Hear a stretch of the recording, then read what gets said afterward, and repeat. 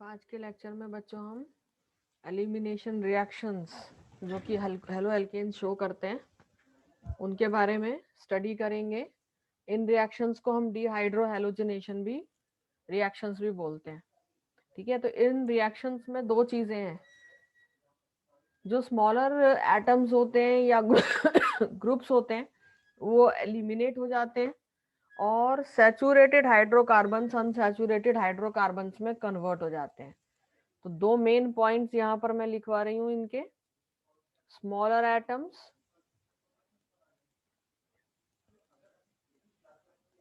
और groups are eliminated and second thing is जो saturated hydrocarbons होते हैं they are converted into unsaturated। अब देखिए यहाँ पर कैसे ये रिएक्शन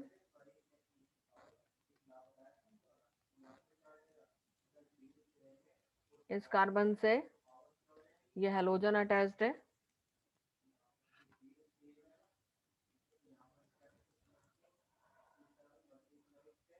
और यहाँ ये CH2 हम लिख रहे हैं, एक हाइड्रोजन को हम यहाँ शो करेंगे CH3।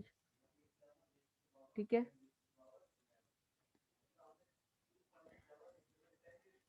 अब ये देखिए वो कार्बन जिससे ये हेलोजन अटैच्ड है इसको हम अल्फा कार्बन बोलते हैं और वो कार्बन जिससे ये और ये वाला जो सेकंड कार्बन आएगा इसको हम बीटा कार्बन बोलेंगे। ठीक है, तब होगा क्या कि ये देखिए ये जो हाइड्रोजन है ये वाला बॉन्ड टूटेगा और ये बॉन्ड यहाँ शिफ्ट हो जाएगा, तो ये हाइड्रोजन जो है इसी पर ये एक्ट करेगा OH माइनस, तो ये हाइड्रोजन एलिमिनेट हो गया। ठीक है, इसको हम क्या बोलते हैं, सबस्ट्रेट।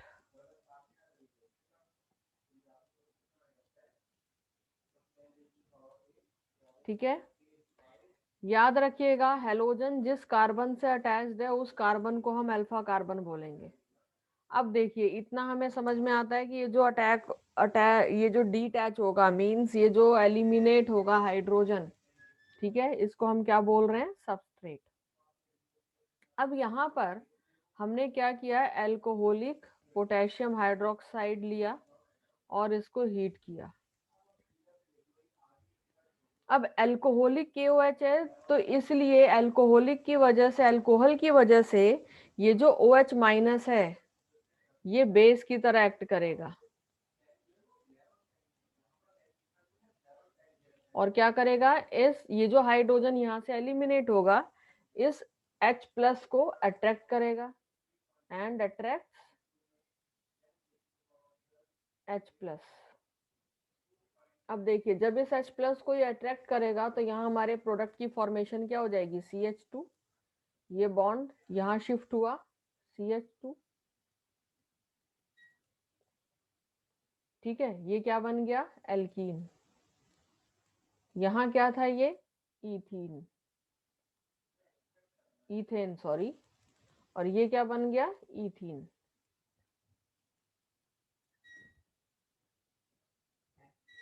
देखिए ये जो OH माइनस था इसने इस अल्फा कार्बन पर अटैक नहीं किया, क्यों, क्योंकि यहाँ इस अल्फा कार्बन पर ऑलरेडी हेलोजन प्रेजेंट था।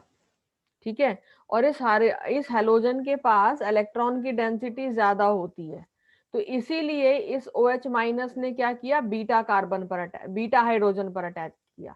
बीटा हाइड्रोजन क्यों बोल रहे हैं हम इसको, क्योंकि ये बीटा कार्बन से अटैच है, तो वो हाइड्रोजन जो बीटा कार्बन से अटैच होता है उसको हम क्या बोलते हैं, बीटा हाइड्रोजन। मैं इस हाइड्रोजन को क्या लिख सकती हूँ, इट इज बीटा हाइड्रोजन। ठीक है, तो इसको इसीलिए हम इस रिएक्शन को क्या बोल रहे हैं, डाई हाइड्रो हैलोजनेशन रिएक्शन। यहाँ पर मैं आपको लिखवा देती हूँ यहाँ पे, क्योंकि रीजनिंग के क्वेश्चन बनते हैं कि OH minus does not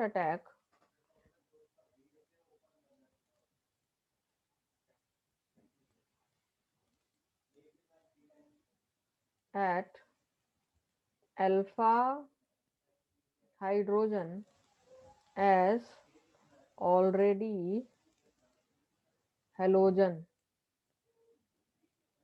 that is X is present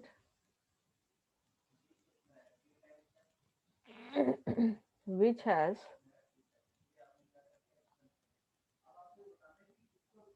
more electron density,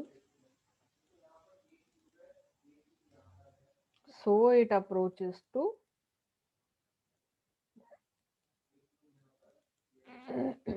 beta hydrogen.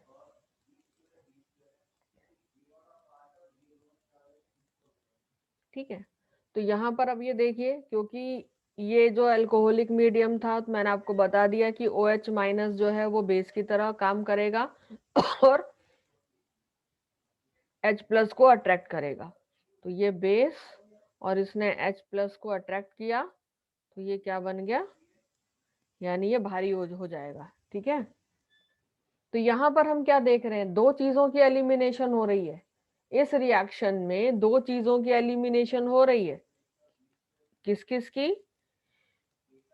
एक हैलोजन की, ये हैलोजन यहाँ से रिमूव हुआ, और दूसरी यहाँ से हाइड्रोजन की।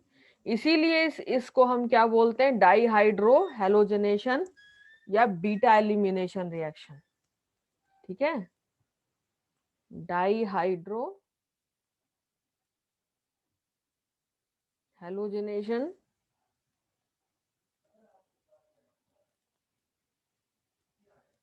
और बीटा एलिमिनेशन। क्यों बोल रहे हैं हम इसको, ये भी लिख लेते हैं।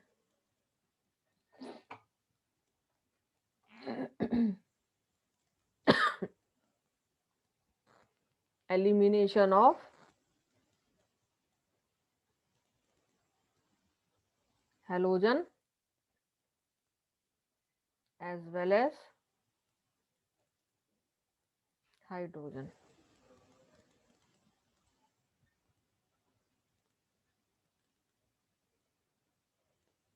ठीक है, और इस रूल को हम क्या बोलते हैं भी, जो हम रूल फॉलो करेंगे इसको हम बोलेंगे सेट-ज़ेफ और या जेड-सेफ रूल।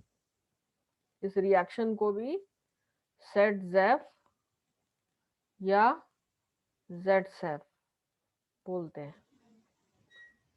ठीक है, देखिए कैसे, जैसे ये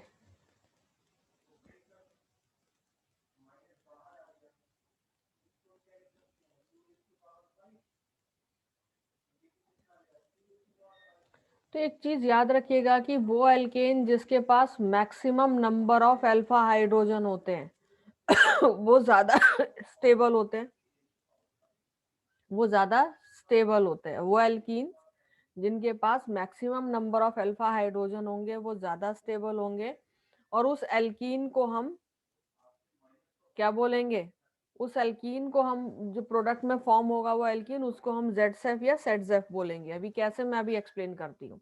देखिए ये हमारा रिएक्शन है और हमें पता है यहाँ हमने अल्कोहलिक KOH लेना है जो कि OH minus as a base का काम करेगा। ठीक है, और अब हम यहाँ पर जरा कार्बन को नाम दे देते हैं। ये हैलोजन इस कार्बन से अटैच्ड है, तो ये अल्फा, ये बीटा हो गया और ये भी बीटा हो गया। अब ये OH जो आएगा, OH माइनस, वो किस पर अटैक करता है हमें पता ही है, बीटा पे। OH माइनस हमेशा से बीटा वाले हाइड्रोजन पर अटैक करेगा। यहाँ से ये बॉन्ड टूटने वाला है, यहाँ से ये बॉन्ड टूटेगा और ये डबल बॉन्ड की फॉर्मेशन होगी। ठीक है, तो देखिए कैसे, ये CH3 एज इट इज, ये CH2, यहाँ पर ये CH, ये बॉन्ड टूटा, एक हाइड्रोजन यहाँ से रिमूव हुआ, यहाँ डबल बॉन्ड की फॉर्मेशन हुई, तो ये CH डबल बॉन्ड CH2, ये क्या बना, ब्यूट 1 इन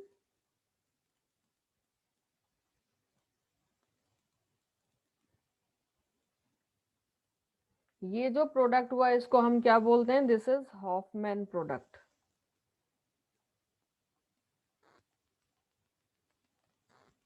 और ये कम स्टेबल होता है।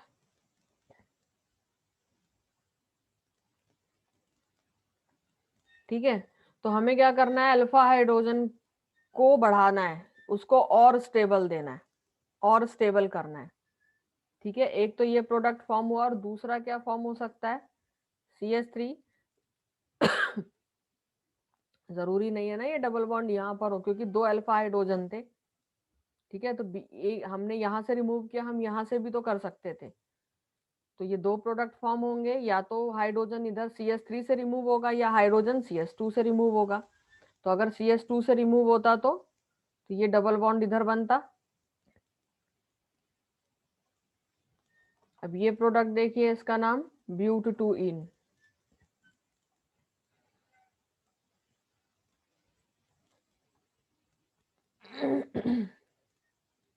अब काउंट कीजिए, यहाँ पर अल्फा हाइड्रोजन कितने, और यहाँ पर अल्फा हाइड्रोजन कितने? यहाँ अल्फा हाइड्रोजन 6 हैं, और यहाँ पर अल्फा हाइड्रोजन कितने हैं? 2। तो क्योंकि यहाँ पर अल्फा हाइड्रोजन की कंसंट्रेशन ज्यादा है, तो इसीलिए हम इस प्रोडक्ट को क्या बोलेंगे? सेटजेफ प्रोडक्ट। और ये 80% ये प्रोड्यूस होगा और ज्यादा स्टेबल होगा। तो यहाँ कंफ्यूज होने की जरूरत नहीं है कि अल्फा हाइड्रोजन को काउंट कैसे करेंगे। ये देखिए, ये कार्बन जो डबल बॉन्ड से अटैच्ड है, इस कार्बन से जो कार्बन अटैच्ड है उसके पास कितने हाइड्रोजन है? 2। तो इसलिए ये अल्फा हाइड्रोजन यहाँ कितने हुए? 2। यहाँ देखिए डबल बॉन्ड से देखने, ये कार्बन जो कि डबल बॉन्ड से यहाँ पर इस साइड देखिए, ये कार्बन डबल बॉन्ड से अटैच्ड है, इस कार्बन से अटैच्ड कितने कार्बन है? 1। इस कार्बन के पास कितने हाइड्रोजन है? 3। सिमिलरली ये वाला कार्बन, ये भी डबल बॉन्ड से अटैच्ड है, इस कार्बन से अटैच्ड जो कार्बन है उसके पास कितने हाइड्रोजन है? 3। टोटल कितने हो गए? 6। तो इसलिए यहाँ पर सिर्फ 6 अल्फा हाइड्रोजन हुए। यहाँ कंफ्यूज नहीं होना है, ये हमने क्लास 11th में भी किया था। यहाँ देखिए, ये वाला कार्बन डबल बॉन्ड से तो अटैच्ड है, पर फर्दर इससे अटैच्ड कोई कार्बन नहीं है, तो इसलिए इस कार्बन के से अटैच्ड कोई भी अल्फा हाइड्रोजन नहीं है। तो बहुत सिंपल है ये। आई होप आपको अच्छे से समझ में यहाँ पर आ गया होगा।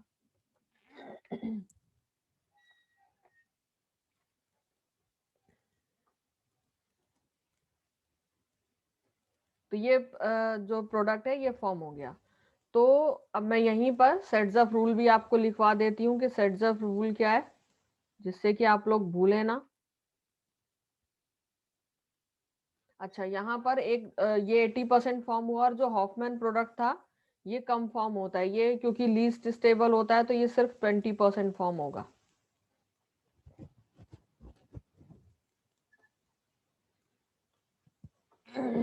सेट्स ऑफ रूल: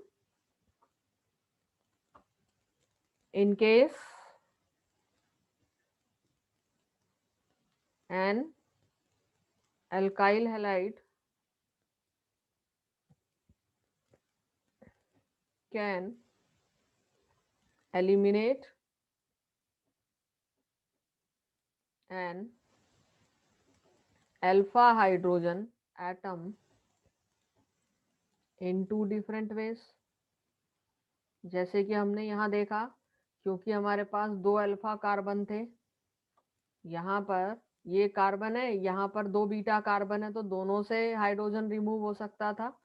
तो दो डिफरेंट वेज से अल्फा हाइड्रोजन मान लो किसी केस में रिमूव हो सकते हैं। तो that alkene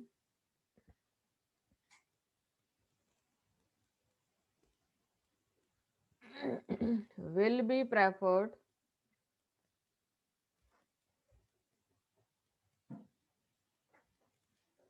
in which carbon atoms are joined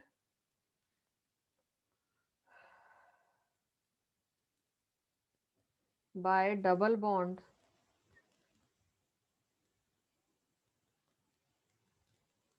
are more alkyl substituted.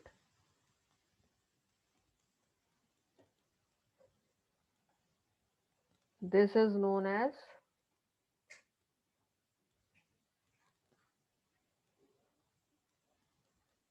Saitsev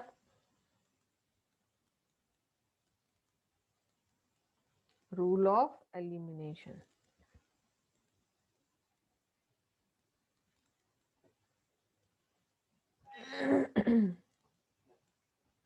तो मेन इन रिएक्शन में क्या क्या चीजें हमें ध्यान देनी है, जो कि मैंने आपको स्टार्टिंग में भी बताया था कि जो स्मॉलर एटम्स और ग्रुप्स होते हैं उन्हीं वही एलिमिनेट होते हैं।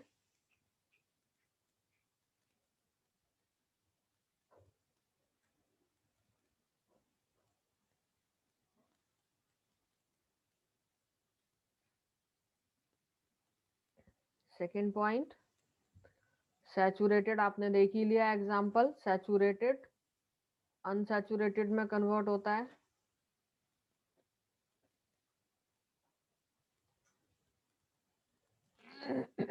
एडिशन रिएक्शन का रिवर्स प्रोसेस है ये।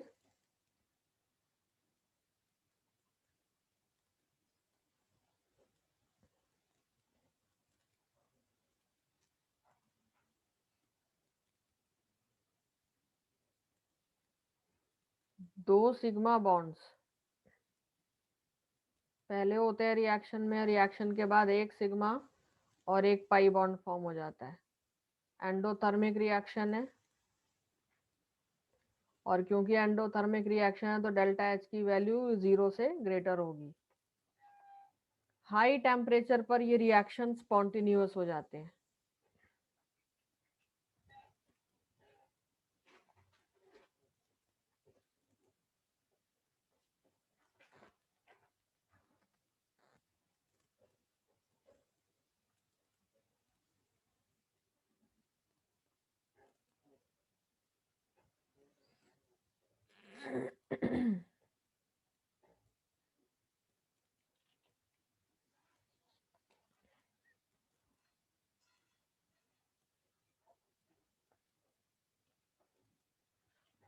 तो जिस तरह से हमारे SN1 और SN2 रिएक्शंस होते थे, उसी तरह से ये जो एलिमिनेशन रिएक्शन होते हैं ये भी E1 और E2 रिएक्शन होते हैं। तो मैं पहले इनमें डिफरेंस बता देती हूँ।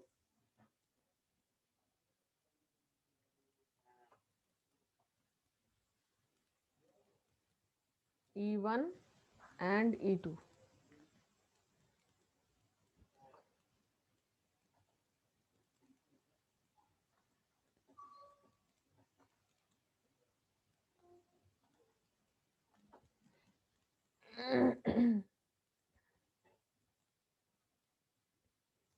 E1 यूनिमॉलिक्यूलर एलिमिनेशन रिएक्शन होगा।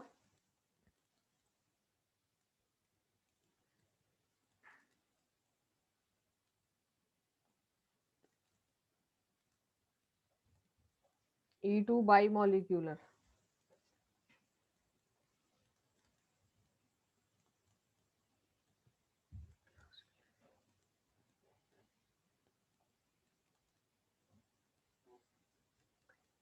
यूनिमॉलिक्यूलर है तो ये 2 स्टेप रिएक्शन होगा। बाइमॉलिक्यूलर है तो ये सिंगल स्टेप।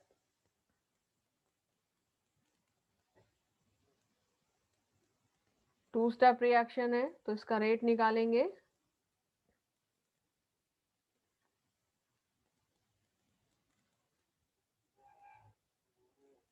बाइमॉलिक्यूलर है तो आपको पता ही है रेट के लिए हम दोनों मॉलिक्यूल्स को कंसीडर करेंगे, और ये जो अटैकिंग ग्रुप है इसको भी। यूनिमॉलिक्यूलर में ऑर्डर मॉलिक्यूलैरिटी के इक्वल हो जाती है, और वो भी क्या हो जाएगी 1।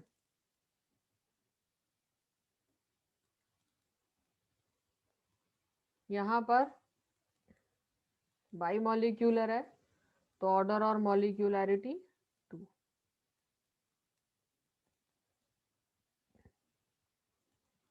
यूनिमॉलिक्यूलर यानी E1 रिएक्शन में वीक बेस को यूज करेंगे और हीट कर देंगे,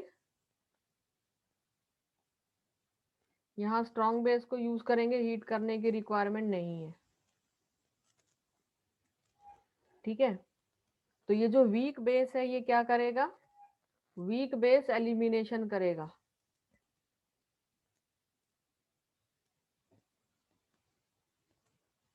और जबकि जो न्यूक्लियोफाइल है वो सब्स्टिट्यूट कर देगा।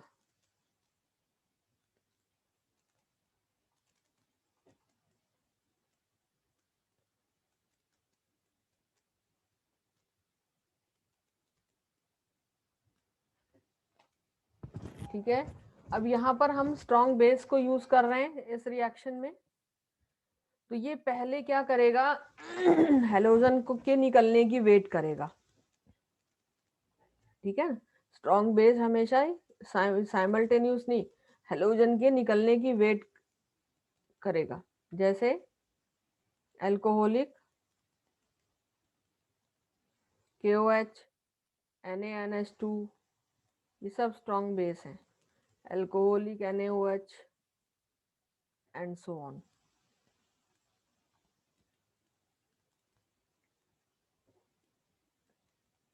यहाँ पर इस केस में कार्बोकैटायन की फॉर्मेशन होगी। अच्छा, यहाँ पर हम पहले सॉल्वेंट की बात कर लें। इस केस में जो सॉल्वेंट होंगे वो न्यूट्रल होंगे, polar protic solvent.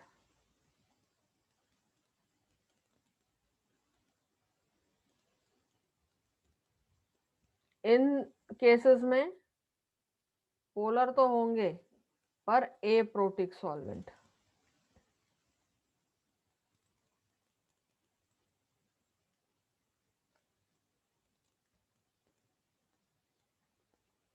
Means polar aprotic solvent का मतलब क्या हो गया कि यहाँ पर अगर देखो, अगर ये प्रोटिक होता यानी प्रोटॉन गिवन, यहाँ ये प्रोटॉन गिविंग नहीं होगा, ये प्रोटिक का मतलब है प्रोटॉन गिविंग नहीं होगा, क्योंकि अगर प्रोटिक होता तो ये जो बेस है सॉल्वेंट का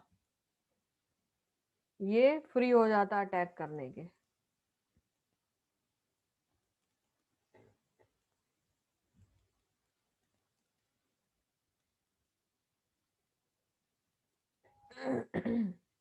इस केस में कार्बोकैटायन की फॉर्मेशन होती है,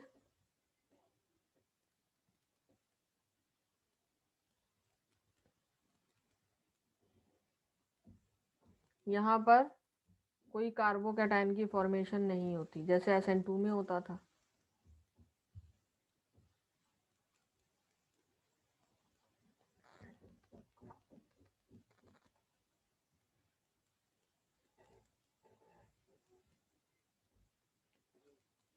इस केस में अरेंजमेंट्स की रीअरेंजमेंट की पॉसिबिलिटी होती है स्टेबिलिटी के लिए,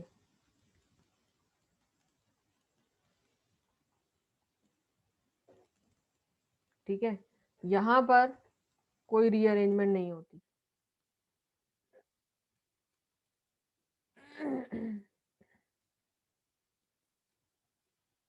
क्योंकि जो ज्यादा स्टेबल एल्केन्स होंगे वो क्राउडेड होंगे, यानी उनसे जो सब्स्टिट्यूएंट्स होंगे वो ज्यादा अटैच्ड होंगे,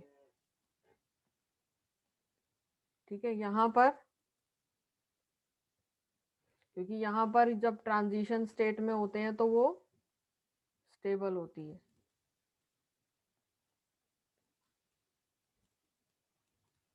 और रेट ऑफ रिएक्शन भी यहाँ इंक्रीज हो जाता है।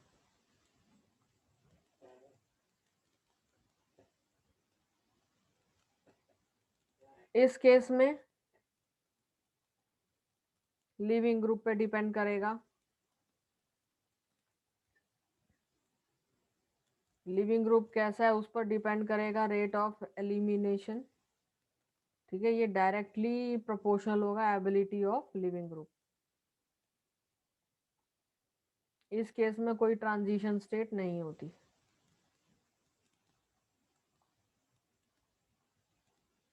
है ना, क्योंकि ये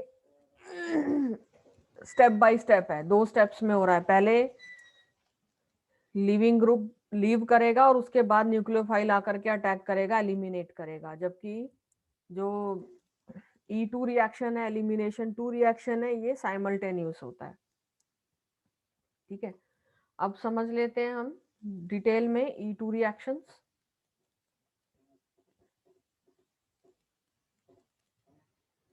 इस रिएक्शन में जो कि बेस, जो स्ट्रॉन्ग बेस होता है, वो क्या करेगा, बीटा कार्बन से एक प्रोटॉन निकाल लेगा। ठीक है, और साथ ही साथ जो लिविंग ग्रुप है वो भी अल्फा कार्बन से डिपार्ट हो जाएगा। देखिए, पहले लिख लेते हैं और उसके बाद फिर इसको समझते हैं। In this type the base which is strong, क्योंकि अभी मैंने आपको बताया ऊपर कि E2 रिएक्शंस में स्ट्रॉन्ग बेस लेते हैं, तो which is strong abstracts a proton from beta carbon and the living group simultaneously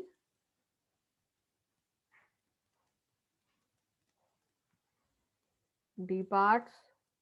alpha carbon पे लिविंग ग्रुप होगा यानी हेलोजन होगा, तो साथ के साथ अल्फा कार्बन से लिविंग ग्रुप डिपार्ट हो जाएगा along with a pair of bonding electrons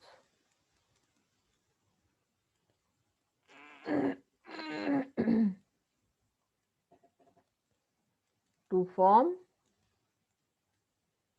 alkane as a product।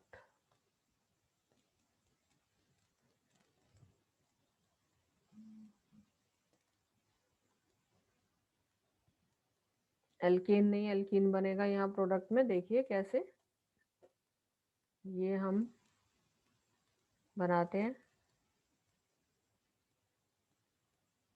मान लीजिए ये स्ट्रक्चर है आपका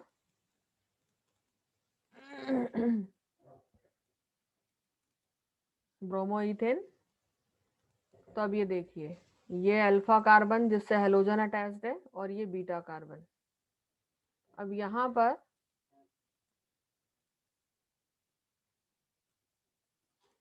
ये बेस आ रहा है C2H5O-, एक स्ट्रॉन्ग बेस है। तो ये क्या करेगा, ये बीटा कार्बन के हाइड्रोजन पर अटैक करेगा और साथ ही साथ में ये जो लिविंग ग्रुप है ये ब्रोमाइन, ये डी पार्ट हो जाएगा इस कार्बन से। तो देखिए ये हाइड्रोजन यहाँ इससे अटैच हुआ, तो ये हो गया C2H5OH प्लस। यहाँ से ये बॉन्ड टूटा, ये वाला बॉन्ड टूटेगा, ये ऐसे। तो फॉर्मेशन हो गई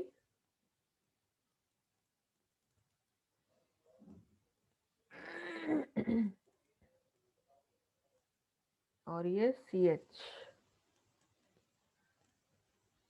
ये बॉन्ड टूटा, यहाँ इस कार्बन से दो, हाँ, दो हाइड्रोजन अटैच होंगे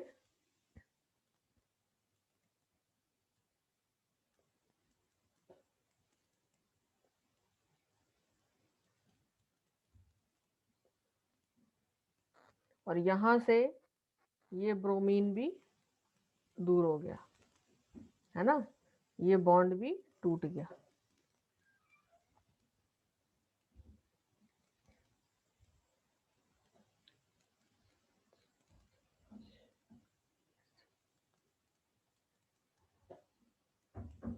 तो ये इस तरह से रिएक्शन हुआ।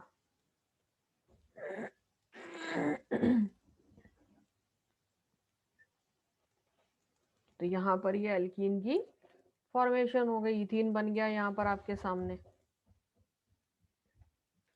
ठीक है, तो याद रखिएगा ये जो E1 रिएक्शन है, E1 रिएक्शन, अभी तो ये E2 रिएक्शन, सॉरी, तो ये इसका ऑर्डर क्या होता है, 3 degree, then 2 degree, then 1 degree. ठीक है, ज्यादा स्टेबल जो होंगे वो एलिमिनेशन रिएक्शन शो करेंगे, यानी जैसे हमारा SN1 रिएक्शन होता है।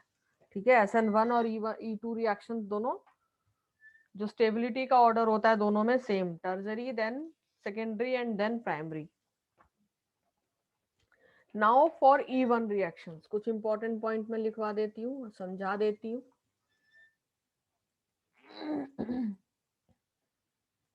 फॉर E1 रिएक्शंस, यहां भी जो सॉल्वेंट होगा पोलर प्रोटिक सॉल्वेंट, हमने पहले ही बताया।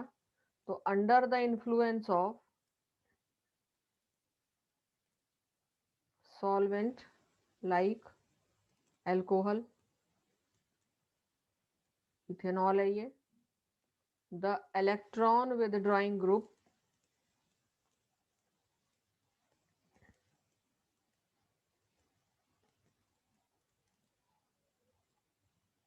breaks along with bonding electrons in a slow step।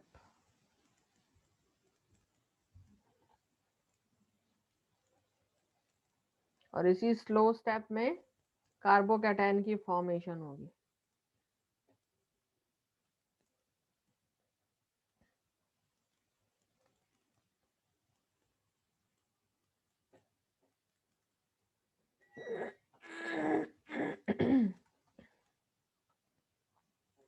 अब ये जो आयन है, ये आयन क्या करेगा, ये आयन एक प्रोटॉन लूज करेगा सॉल्वेंट में, या किसी दूसरे प्रोटॉन एक्सेप्टर ग्रुप को अगर वो प्रेजेंट है तो the ion loses a proton to the solvent or to some other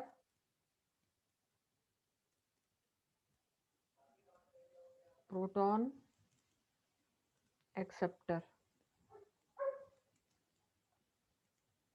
किसमें, फर्स्ट स्टेप में, to form alkene as elimination product। ये एलिमिनेशन प्रोडक्ट में हमेशा एल्कीन की फॉर्मेशन होती है। ठीक है, देखिए कैसे, एक एग्जांपल ले लेते हैं। मान लीजिए ये कोई हेलो एल्केन प्रेजेंट है,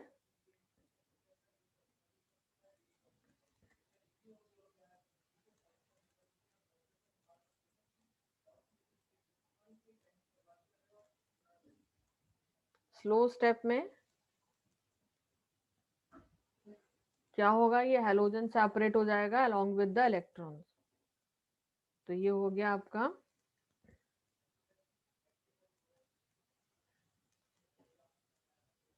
ये कार्बो, ये ब्रेक हुआ, ये बॉन्ड टूटा, तो यहाँ पर ये कार्बोकैटायन की फॉर्मेशन,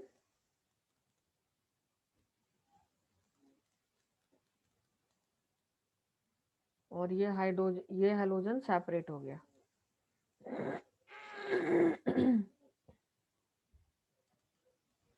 अब यहाँ पर देखिएगा ये सेपरेट हुआ।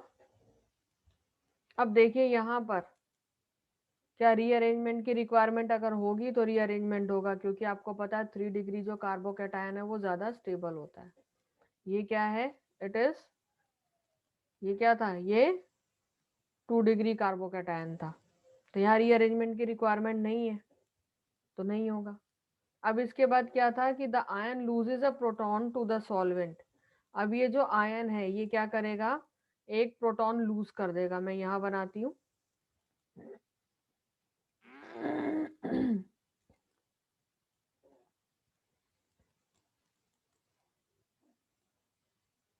ये प्रोटॉन एक लूज किया, ये हम बना देते हैं हाइड्रोजन, यहाँ भी हाइड्रोजन, ये भी हाइड्रोजन। ये फर्स्ट स्टेप में एक प्रोटॉन लूज करेगा और देखिए ये बन गया एल्कीन आपका।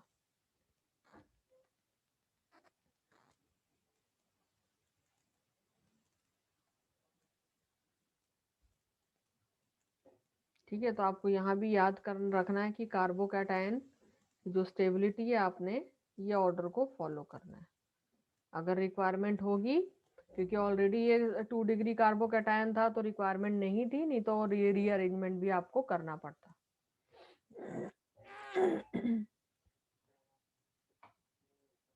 एक और एग्जांपल ले लेते हैं हम, 2 स्टेप, अब सिंगल स्टेप वाइज मैं आपको करके बताती हूँ। जैसे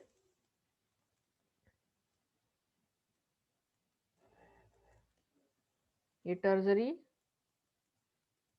एल्काइल हैलाइड ले रहे हैं हम।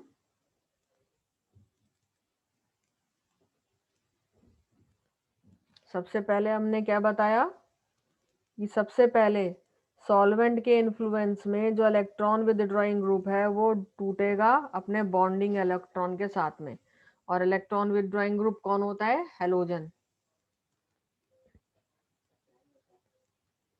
सॉल्वेंट कौन सा हमने मिलाया था? इथेनॉल। ये सॉल्वेंट है।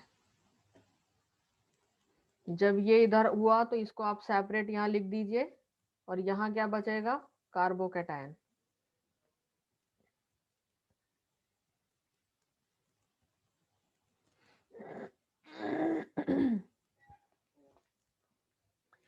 स्टेप 2 में हमने क्या बताया कि जो आयन है अब वो एक प्रोटॉन लूज करेगा। ये आयन बचा कार्बोकैटायन, इसको हम पहले बना देते हैं।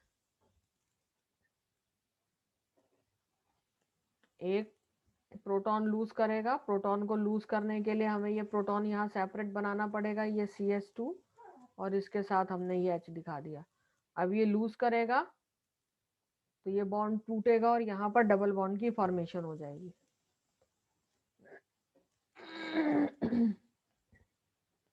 ये देखिए ये डबल बॉन्ड की फॉर्मेशन हुई, तो ये CH3 और ये CH3, साथ में हम यहाँ पर H+ आयन शो कर सकते हैं। ये फास्ट स्टेप है। This is slow. जब कार्बोकैटायन जहां भी फॉर्म हो रहा है वो स्लो स्टेप होता है। ठीक है, हमने यहाँ पर वीक बेस क्यों लिया है? वीक बेस इसलिए लिया है क्योंकि अगर हम स्ट्रॉन्ग बेस लेते तो वो फिर इस हैलोजन के रिमूव होने की वेट नहीं करता, अटैक कर देता सीधे ही।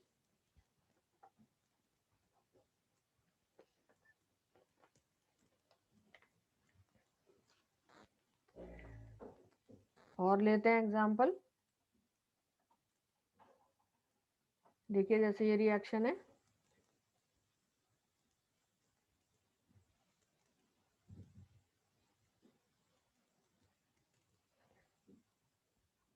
ये है 2 ब्रोमो प्रोपेन।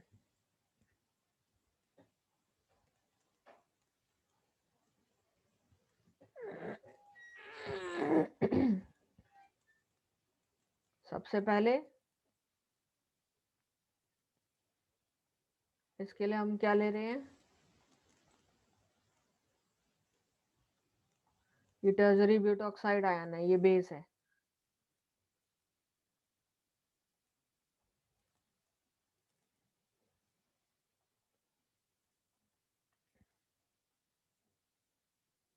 तो इसकी प्रेजेंस में ये Br सेपरेट हो जाएगा और यहाँ पर डबल बॉन्ड की फॉर्मेशन, तो ये CH2 double bond CH CH3, साथ में ये CH3,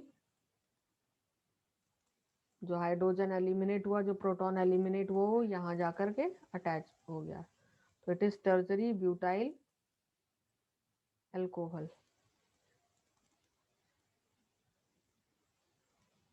और अगर हम यहाँ पर हाइड्रोक्साइड आयन से अटैक कराएं तो ये क्या है? ये न्यूक्लियोफाइल है।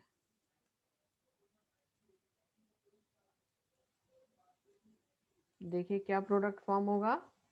CH3 CH, Br की जगह OH आ गया, ये CH3 और ये Br सेपरेट हो गया। यहाँ से क्या बन गया, ये प्रोपेनॉल, प्रोपेन टू ऑल। तो ये इस तरह से आपने रिएक्शंस बनाने हैं, ठीक है ना। याद रखिएगा कि सेट्ज़अप रूल कहाँ हम लगा रहे थे, जहां पर स्मॉल बेस अटैक कर रहा था, ठीक है ना। और जहां पर कोई बड़ा बेस है तो वहां पर इस तरह से हमने एलिमिनेशन रिएक्शन शो करना है।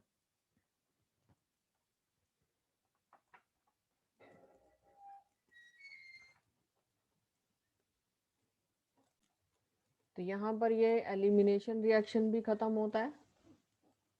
तो फिर ये लेक्चर हम यहीं ख़त्म करते हैं।